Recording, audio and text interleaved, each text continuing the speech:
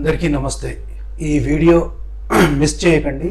కొన్ని చాలా practical points చెప్పబోతున్నానండి. First వచ్చి, ప్రపంచంలో ఎన్నో మతాలు ఉన్నాయి. ఈ అన్ని మతాలలో ఏది నిజము అంటే ఎవరిది వాళ్ళు క్లెయిమ్ చేసుకోవడమేనండి. ఇప్పుడు ఫర్ ఎగ్జాంపుల్, ఈరోజు మనం రెండు మ్లేచ్ఛ మతాలు అనేక దేశాలలో చూస్తున్నాం. దాదాపు ఒక 130 దేశాలలో క్రిస్టియానిటీ, ఒక 55 దేశాలలో ఇస్లాము. అలాగే మనం చైనా ఇవన్నీ వెళ్తే నాస్తిక మతాలు, కమ్యూనిజం టైపు ఉన్నాయి. ఇదే కాకుండా మనకు బుద్ధిజం ఉంది.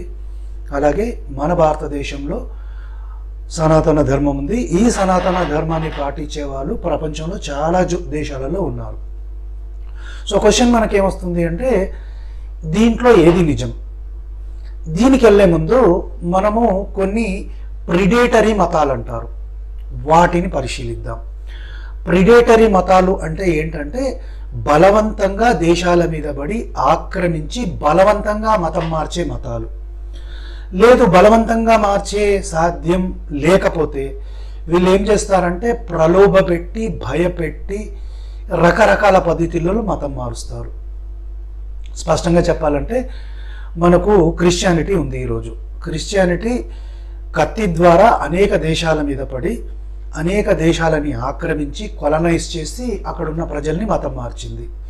అలాగే ఇస్లాం కూడా సేమ్ అలాగే కత్తి ద్వారా అనేక దేశాల మీద పడి బలవంతంగా మతం మార్చారు. ఆ నాగరికతలు ఏవైతున్నాయో వాటి మీద ఆక్రమణ చేశారు, వాటిని సమూలంగా నిర్మూలించారు.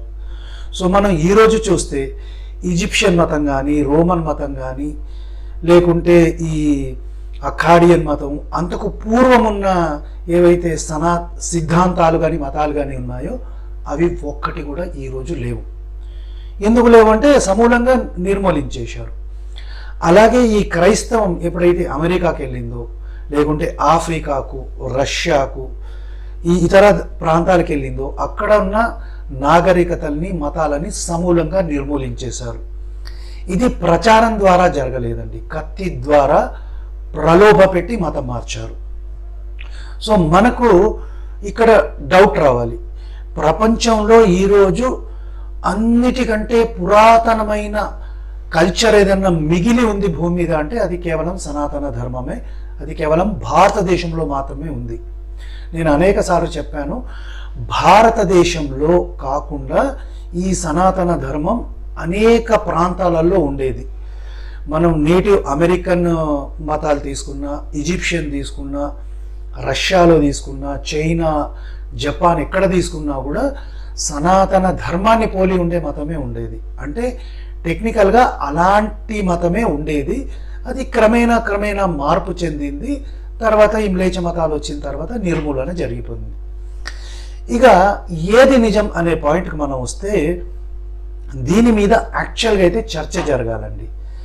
చర్చ జరిగి తర్కబద్ధంగా డిస్కషన్ జరిగితే అప్పుడు ఏది నిజమో ఏది అబద్ధమో తేలుతుంది. ఈ రెండు మ్లేచ్ఛ మతాలు కూడా ఏవి కూడా ప్రూవ్ కాలేదు. అలాగే ఇంకో మాట కూడా చెప్పనియండి, నన్ను సనాతన ధర్మమే నిజం అని కూడా ఎవరు ప్రూవ్ చేయలేదు. అంటే డిబేట్ జరగలేదు. సో డిబేట్ జరిగి తర్కంగా మనం చూస్తే అప్పుడు ఏది నిజమో ఏది అబద్ధమో మనకు తెలుస్తుంది. ఇక డిబేట్ ఎలా జరగాలి అనేది మనం చూద్దాం. డిబేట్ అనేది లిటరేచర్ మీద జరగాలి. అంటే ఇప్పుడు ప్రతి మతానికి కానీ ధర్మానికి కానీ కొన్ని గ్రంథాలు ఉన్నాయి. ఆ గ్రంథం ప్రకారం చర్చ జరగాలి. చర్చ జరగాలి అంటే ఆ గ్రంథంలో ఉన్న సిద్ధాంతం ఏందో తెలియాలండి. సో సిద్ధాంతం తెలియాలంటే ఆ గ్రంథాలను అన్నీ చదవాలి. సో చర్చించాలనే వ్యక్తి, ఫర్ ఎగ్జాంపుల్ ఇప్పుడు సనాతన ధర్మం మీద ప్రశ్నలు వేయాలన్నా, అది తప్పని నిరూపించాలన్నా ఆ గ్రంథాలన్నీ చదవాలి. అంటే ఎవరైనా సనాతన ధర్మం తప్పని నిరూపించాలంటే 4 వేదాలు, 108 ఉపనిషదులు, ధర్మశాస్త్రాలు, పురాణాలు, ఇతిహాసాలు ఇవన్నీ చదవాలి. అలాగే ఈ మ్లేచ్ఛ మతాలు ఏవైతే ఉన్నాయో, క్రిస్టియానిటీ కానీ ఇస్లాం కానీ, ఆ గ్రంథాలని చదవడమే కాదు, దానికి సంబంధించిన కొన్ని వేరే లిటరేచర్లు ఉంటాయి, వాటిని కూడా స్టడీ చేయాలి. స్టడీ చేసిన తర్వాత చర్చ జరగాలి. సో చర్చలో నిరూపించడం అంటే ఏమిటి అనేది చాలా పెద్ద పాయింట్ అండి. ఫస్ట్ ఏంటంటే గ్రంథాల ప్రకారం చర్చ జరగాలి. అంటే గ్రంథాలలో ఏ సిద్ధాంతం అయితే చెప్పబడిందో అది కరెక్టా కాదా ఆ గ్రంథం చెప్పాలి. ఒక ఉదాహరణ చెప్తాను. ఫర్ ఎగ్జాంపుల్ ఇప్పుడు బైబిల్ తీసుకుందాం. బైబిల్లో పాత నిబంధన ఉంటుంది, కొత్త నిబంధన ఉంటుంది. పాత నిబంధన అంతా ఒక వర్షన్లో చెప్తుంది, కొత్త నిబంధన దాన్ని టోటల్గా కాంట్రడిక్ట్ చేస్తుంది. సో గ్రంథం ప్రకారం ఈ రెండూ కరెక్టా అనేది చర్చ జరగాలి. అలాగే ఇప్పుడు ఖురాన్ ఉంది. ఖురాన్లో ఎక్కడైతే అల్లా గురించి చెప్పబడిందో ఈ అల్లా అనేది మరి బైబిల్లో చెప్పబడిన యెహోవానేనా ఎల్లా, ఈ నిరూపణ జరగాలి. తర్వాత మనం నెక్స్ట్ లెవెల్కి వెళ్తాం. అదేంటంటే హిస్టరీలో ఏదైతే గ్రంథంలో చెప్పబడిందో దానికి పోలిన సందర్భాలు ఏమన్నా ఎవరైనా రాశారా, ఎవరైనా దాన్ని చర్చించారా, హిస్టోరియన్లు చెప్పాలి. ఇప్పుడు ఇస్లాం కానీ క్రిస్టియానిటీ కానీ తీసుకుంటే అవన్నీ మొన్న జరిగాయి కాబట్టి చరిత్రకారులు రాసిన బుక్స్ ఉన్నాయి, వాటిని మనం రిఫర్ చేయొచ్చు. ఇక సనాతన ధర్మానికి వస్తే మహాభారతం జరిగి 5,000 సంవత్సరాలు అంటాం, రామాయణం జరిగి 1,80,00,000 సంవత్సరాలు అంటాం. సో అంత పాత వాటి గురించి అప్పటి చరిత్రకారులు రాసింది ఉందా అంటే మనకు దొరకవండి. సో కంటెంపరీగా ఇతరులు తర్వాత కాలంలో ఏవైనా రాశారుంటే వాటిని మనం తీసుకోవచ్చు.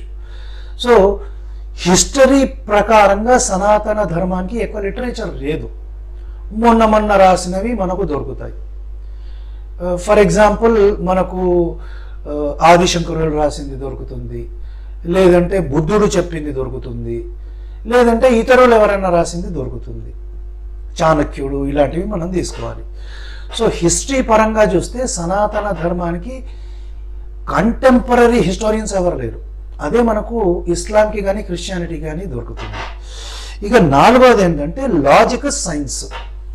ఇంకోటి సైన్స్ ప్రకారం మనం సనాతన ధర్మానికి అంటే ఆర్కియాలజీ పరంగా కొందరు అడిగారనమాట, రామాయణం జరిగినట్టు ఆర్కియాలజికల్ ఎవిడెన్స్ ఉందా అంటే దొరకడం కష్టం అండి. ఎందుకంటే టైం లైన్ ఏంటంటే 24వ మహాయుగం, అంటే 1,80,00,000 సంవత్సరాల క్రితం జరిగింది రామాయణం. దానికి ఆర్కియాలజికల్ ప్రూఫ్ ఎలా దొరుకుతుంది? సో కొన్ని ఇండైరెక్ట్ ఎవిడెన్సెస్ దొరుకుతాయి, వాటిని మనం తీసుకోవచ్చు. ఫర్ ఎగ్జాంపుల్ నేను చాలాసార్లు చెప్తుంటాను, గాంఫెథరస్ అని ఒక 4 దంతాల ఏనుగులు ఉండేవి, అవి తర్వాత 11,000 సంవత్సరాల క్రితం నశించిపోయాయని. సో రామాయణం కనుక జరిగి ఉంటే 12,000 సంవత్సరాల కంటే పూర్వమే జరిగి ఉండాలి. ఇది లాజిక్ అండ్ సైన్స్ నేను చెప్తున్నాను. అలాగే కొన్ని నదుల ప్రస్తావన మనకు రామాయణంలో కనిపిస్తుంది, వాటిని మనం తీసుకోవచ్చు. సో లాజిక్ని సైన్స్ని మనం కంపేర్ చేసుకోవాలి, ఇలా అన్నమాట. సో సరే, ఇప్పుడు క్రిస్టియానిటీకి వస్తాం. క్రిస్టియానిటీ లిటరేచర్ ప్రకారమే, యూదుల ప్రకారం మ్యాక్సిమం అదాము పుట్టి ఒక 5,700 సంవత్సరాల కంటే పూర్వం పోదు. సో అప్పటి ఆనవాళ్ళు దొరుకుతాయంటే ఖచ్చితంగా హిస్టోరియన్స్ రాసినవి ఇవన్నీ దొరుకుతాయి. సో ఇప్పుడు మనం ఈజిప్షియన్ మతానికి వెళ్దాం. ఈజిప్షియన్లు హిస్టరీని బాగా రికార్డ్ చేశారు. సో వాళ్ళు రికార్డ్ చేసినప్పుడు ఏ ఆదాం గురించి కానీ, మోషే గురించి కానీ, నోవా గురించి ఎక్కడ ప్రస్తావన మనకు ఈజిప్షియన్ దాంట్లో కనపడదు. ఎందుకంటే ఈజిప్షియన్ రాజులు కూడా చాలా పూర్వం నుంచి వాళ్ళ లిస్ట్ ఉంది. అంటే ఒక 4,000, 5,000 సంవత్సరాలకి పూర్వం నుంచి వాళ్ళకు హిస్టారికల్ రికార్డ్స్ వాళ్ళు మెయింటైన్ చేశారు. అలాగే సనాతన ధర్మం చూసుకున్నా కూడా ఇది కొన్ని వేల సంవత్సరాల నుంచి ఉంది అని హిస్టారికల్ రికార్డ్స్ ఉన్నాయి. మనము లలిత విత్సారాకి వెళ్ళొచ్చు, కల్హనా రాసిన బుక్ ఉంది, దానికి వెళ్ళొచ్చు. దాంట్లో కూడా 5,000 సంవత్సరాల నుంచి ఏదైతే రాజుల ప్రస్తావన ఉందో వాళ్ళ పేర్లు కూడా ఉన్నాయి. సో సనాతన ధర్మానికి కొన్ని వేల సంవత్సరాల నుంచి ఉన్న హిస్టరీ మనకు దొరుకుతుంది, కానీ బైబిల్కి సంబంధించిన హిస్టరీ దొరకదు.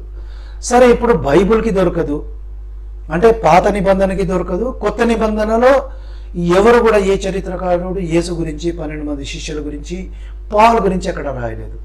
అంటే బైబిల్కి మనకు చరిత్రక ఆధారం దొరకదు, ఆర్కియాలజీ దొరకదు, ఇవన్నీ దొరకవు. కానీ కొందరు ఏమంటారంటే పొంతు పిలాతు ఉన్నాడు కదా, రోమన్ రాజులు ఉన్నారు కదా, అంటే వాళ్ళు ఉన్నారు కానీ వీళ్ళు లేరు కదా. ఇక నెక్స్ట్ మనం ఇస్లాంకి వద్దాం. ఇస్లాంలో కూడా వాళ్ళు ఫాలో చేసేది ఏంటంటే బైబిల్ని కాపీ కొట్టుకొని దాన్ని కొంచెం మార్చుకొని వీళ్ళు ఒక బుక్ రాసుకున్నారు. దీనికి ఆధారం లేదు. ఎందుకంటే మ్యాక్సిమం ఎక్కడ టైం లైన్ ఉంటుంది, ఆదాం నుంచి స్టార్ట్ అవుతుంది, అది కూడా 5700 సంవత్సరాలు. ముస్లిమ్స్ జనరల్గా ఏం చెప్తారంటే మాది కొన్ని లక్షల కోట్ల సంవత్సరాలు అని చెప్తారు. దాన్ని జుడాయిజమే ఒప్పుకోదు. సో ఏ గ్రంథాన్ని అయితే మీరు కాపీ కొట్టుకున్నారో అదే బుక్ ఒప్పుకోదు. మీరు ఎలా చెప్తారు? పోనీ లక్షల కోట్ల సంవత్సరాలని ఖురాన్లో ఎక్కడైనా ఉందా, హదీద్లలో ఉందా అంటే అది కూడా మనకు దొరకదు. సో ఈ రెండు మ్లేచ్ఛ మతాలకి ఎక్కడ కూడా ఆధారం దొరకదండి. కానీ సనాతన గ్రంథాలలో లక్షల కోట్ల సంవత్సరాల ప్రస్తావన ఉంది, ఇండైరెక్ట్ లాజికల్ ఎవిడెన్సెస్ ఉన్నాయి. సో ఇది బేస్ లైన్ అనమాట, దీని మీద చర్చ జరగాలి.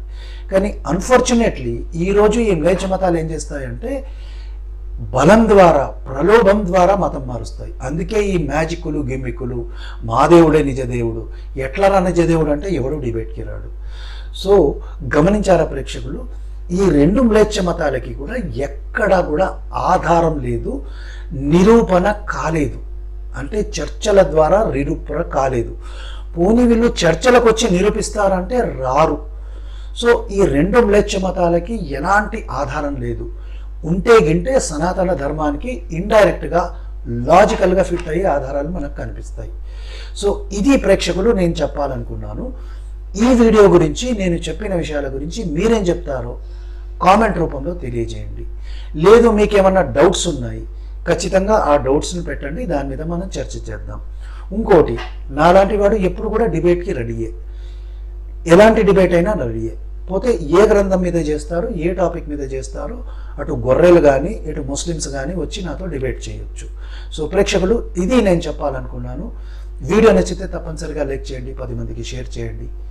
అలాగే కామెంట్ రూపంలో మీ స్పందన చెప్పండి. మరో మంచి వీడియోతో మళ్ళీ వస్తాను. నమస్తే.